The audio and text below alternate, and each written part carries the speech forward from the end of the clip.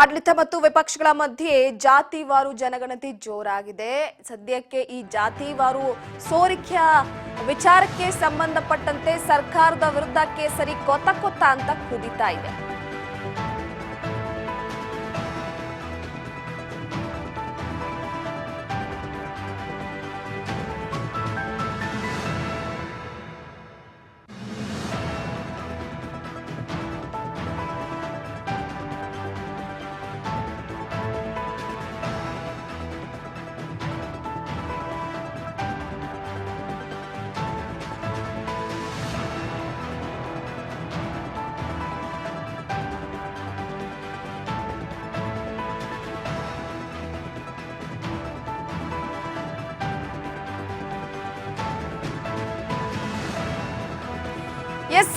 ಪ್ರಮುಖವಾಗಿ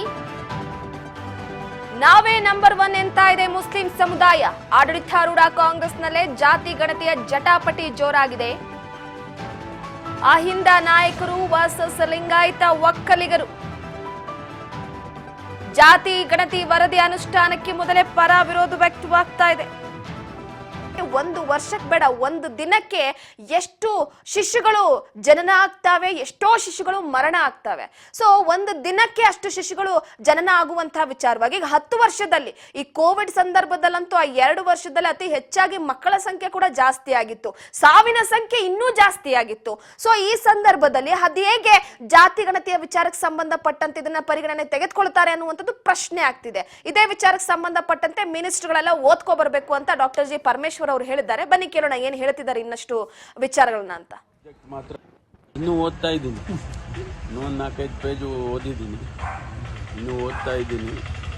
ಒಟ್ಟಾರೆ ಇದು 2-3 ವಿಚಾರ ಇದರಲ್ಲಿದೆ. ಒಂದು 2015ರಲ್ಲಿ ಪ್ರಾರಂಭ ಮಾಡಿ ಮುಗಿದಿದೆ ಅಂತ ಹೇಳೇನೆ 2-3 ವರ್ಷ ಆಗೋಯ್ತು.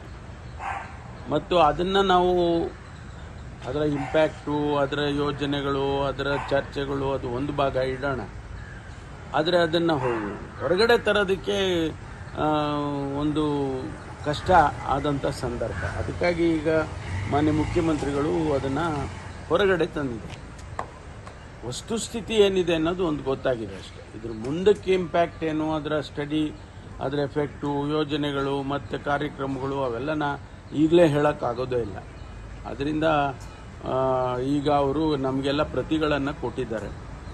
ಆ ಪ್ರತಿಗಳನ್ನು ಎಲ್ಲ ಮಂತ್ರಿಗಳು ಕೂಡ ಓದ್ಕೊಂಡು ಬರಬೇಕು. 17ನೇ ತಾರೀಕು ಬೇರೆ ಯಾವುದೇ ಸಬ್ಜೆಕ್ಟ್ ಇಡೋದು ಬೇಡ, ಇದೊಂದು ಸಬ್ಜೆಕ್ಟ್ ಮಾತ್ರ ಇಟ್ಕೊಂಡು ಚರ್ಚೆ ಮಾಡೋಣ ಅಂತ ಹೇಳಿದ್ದಾರೆ. ಸೊ ಚರ್ಚೆ ಮಾಡಿದ ನಂತರ ಅಕ್ಸೆಪ್ಟೆನ್ಸು ಅದೆಲ್ಲ ಬರುತ್ತೆ. ಆಮೇಲೆ ಅದರ ಇಂಪ್ಯಾಕ್ಟ್ ಸ್ಟಡೀಸು ಅದು ಇದು ಎಲ್ಲ ಇದು ಜಸ್ಟ್ ಬಿಗಿನಿಂಗ್ ಎಲ್ಲ ನಾವೇನೂ ಹೇಳೋಕ್ಕಾಗೋದೇ ಇಲ್ಲ.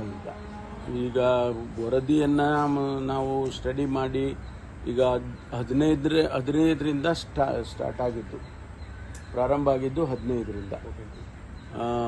ಈಗ ನಾವು ಆಚೆ ತರ್ತಾ ಇರೋದು 10 ವರ್ಷ, ಹೆಚ್ಚು ಕಡಿಮೆ 10 ವರ್ಷ ಆಗಿದೆ. ಅದನ್ನು ನಾವು ಮೊದಲು ಅದನ್ನು ಚರ್ಚೆ ಮಾಡೋಣ. ಸ್ಟಡಿ ಮಾಡಿ ಚರ್ಚೆ ಮಾಡಿದ ಮೇಲೆ ಗೊತ್ತಾಗುತ್ತೆ. ರಾಜಕೀಯ ಲಾಭಕ್ಕಾಗಿ ಸಿಎಂ ಅವರು ಈಗ ತರ್ತಾ ಇದ್ದಾರೆ ಅಂತ ಒಂದು ವಿಮರ್ಶೆಗಳ ಟಿಪ್ಪಣಿಗಳು, ಅದಕ್ಕೆಲ್ಲ ನಾವೇನು ಉತ್ತರ ಕೊಡಕ್ಕೆ ಹೋಗಲ್ಲ. ನಾವು ಈಗ ಚರ್ಚೆ ಮಾಡೋಣ. ಮೊದಲು ಚರ್ಚೆ ಮಾಡಿದ ಮೇಲೆ ಅಭಿಪ್ರಾಯಗಳೆಲ್ಲ ಬರ್ತಾ ಇದೆ. ಸಮುದಾಯಗಳ ಅಭಿಪ್ರಾಯಗಳು ಬರ್ತಾ ಇದೆ, ರಾಜಕೀಯ ವ್ಯಕ್ತಿಗಳ ಅಭಿಪ್ರಾಯಗಳು ಬರ್ತಾ ಇದೆ, ಆಮೇಲೆ ಇಂಡಿವಿಜುವಲ್ಸ್ಗಳು ಅಭಿಪ್ರಾಯಗಳು ಬರ್ತಾ ಇದೆ. ಇದೆಲ್ಲ ಬರ್ತಾನೆ ಇದೆ. ಅದರಿಂದ ಚರ್ಚೆ ಮಾಡಿ ನಂತರ ಯಾರ್ಯಾರ ಅಭಿಪ್ರಾಯಗಳು ಕ್ಯಾಬಿನೆಟ್ಟಲ್ಲಿ ಏನೇನಿದೆ ಅದೆಲ್ಲ ಚರ್ಚೆ ಮಾಡೋಣ.